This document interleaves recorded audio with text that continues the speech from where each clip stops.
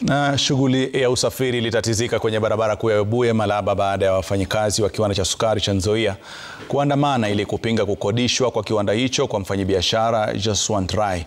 Wafanyikazi hao wanataka serikali kuwalipa mishahara yao ya miezi 24 pamoja na malimbikizi ya takriban shilingi bilioni 2.3 kabla ya kiwanda hicho kukodishwa kwa mwekezaji huyo. Aidha, wameishtumu serikali kwa kutozingatia sheria za wafanyikazi, wakitaka katiba kufuatwa ipasavyo.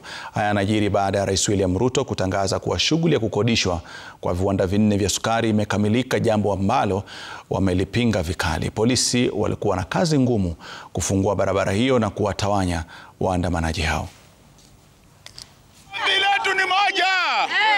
Ni kwamba ni lazima wafanyikazi wapate pesa yao yote, wakulima wapate pesa yao yote, ndiposa Rai anaweza ingia Nzoia.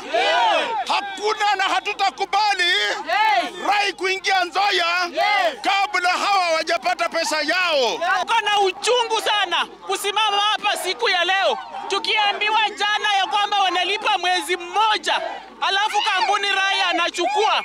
Ni uchungu sana, tumeteseka. Sijui politicians wetu mulienda wapi?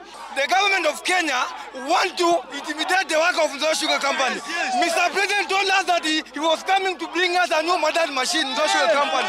We want new modern machine. And we want workers to be paid.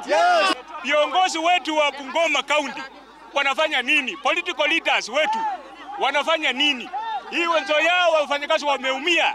Sasa tumeenda miezi 29 bila payment.